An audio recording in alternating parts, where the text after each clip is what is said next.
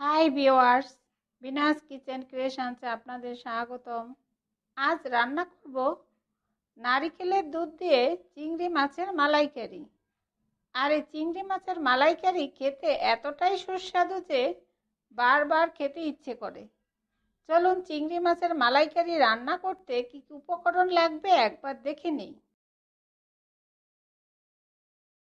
প্রথমেই লাগবে চিংড়ি মাছ। এখানে 7টা বড় সাইজের চিংড়ি মাছ রয়েছে। আর চিংড়ি মাছে পরিমাণ মতো হলুদের গুঁড়ো লবণ দিয়ে মেখে নিয়েছি। এখন লক্ষ্য করুন, এখানে চিংড়ি মাছের খোসাগুলো কিন্তু ফেলে দেইনি, একটু হোটেলের মতো করে কেটেছি।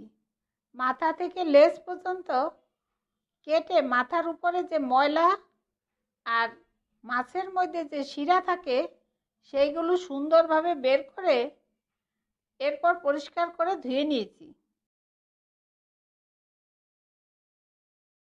এখন দেখুন, এখানে ব্লেন্ডারে একটা টমেটো, আধা কাপ পরিমাণ পেঁয়াজ ও ছোট এক টুকরা আদা দিয়ে একসাথে বেটে নিয়েছি। এতে রসুন দেইনি, নারিকেলের গন্ধ ঠিক রাখার জন্য। আর নারিকেলের দুধ বানিয়েছি 1 কাপ পরিমাণ কোরানো নারিকেল। গরম পানি দিয়ে বেটে এরপর ছেঁকে নিয়েছি। এখন কড়াইতে 4 টেবিল চামচ পরিমাণ সরিষার তেল দিয়ে নিয়েছি, আর তেল ভালোভাবে গরম হয়ে গিয়েছে।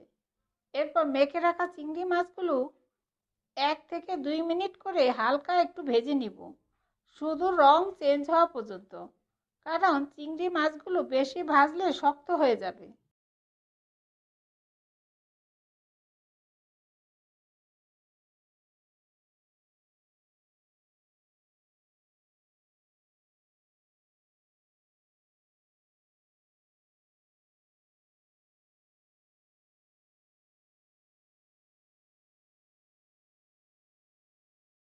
এখন সব মাছগুলো ভাজা হয়ে গিয়েছে।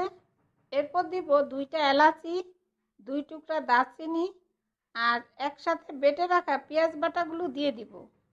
আর পেঁয়াজের কাঁচা গন্ধ যাওয়া পর্যন্ত মশলাগুলো ভালোভাবে কষাবো।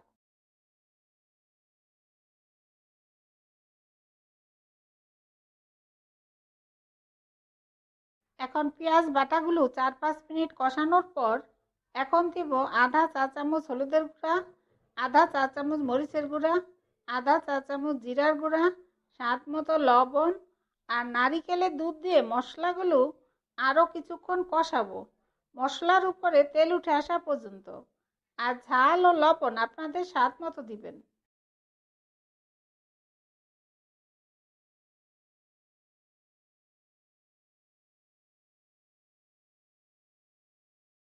এখন মশলাগুলো কষানো হয়ে গিয়েছে, দেখুন তেল ছাড়ছে।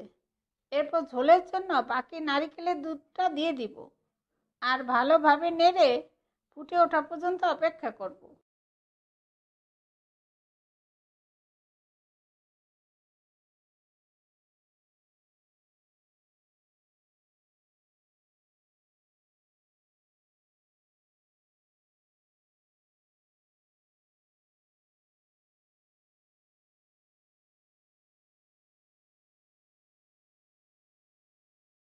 এখন ঝোল ফুটে উঠেছে, এরপর ভেজে রাখা চিংড়ি মাছগুলো দিয়ে ভালোভাবে নেড়ে ঢেকে 5 মিনিট অপেক্ষা করব, মাছগুলো সিদ্ধ হওয়া পর্যন্ত।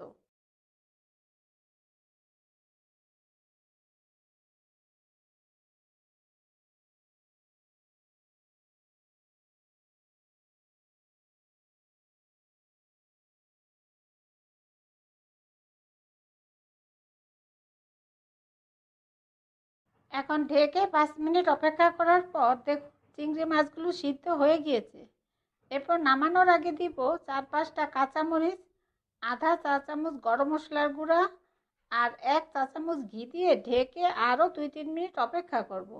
আর এই সময় চুলার আঁচ একদম লো করে দিব, ঝোলের উপরে তেল উঠে আসা পর্যন্ত।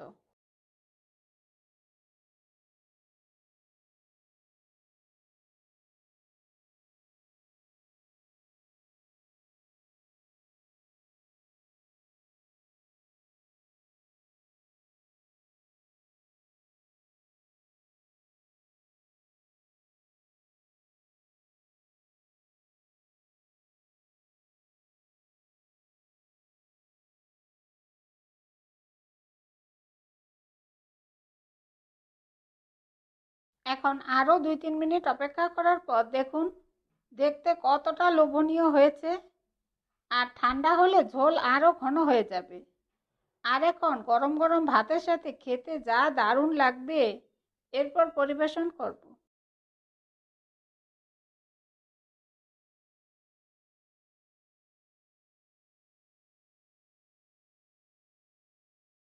তৈরি হয়ে গেল লোভনীয় স্বাদের চিংড়ির মালাইকারি। এইভাবে বাড়িতে অবশ্যই রান্না করে খেয়ে দেখবেন। আপনাদের সুবিধার্থে সব উপকরণ ও তার পরিমাণ আমি ডিসক্রিপশনে দিয়ে দিব। আর এই রেসিপিটা আপনাদের কেমন লাগলো আমাকে কমেন্টসে জানাবেন। আর ভালো লাগলে অবশ্যই একটা লাইক দিবেন। আর নতুন বন্ধু হলে সাবস্ক্রাইব করার জন্য অনুরোধ রইল। আমার ভিডিওগুলো দেখার জন্য আপনাদের সবাইকে অনেক অনেক ধন্যবাদ।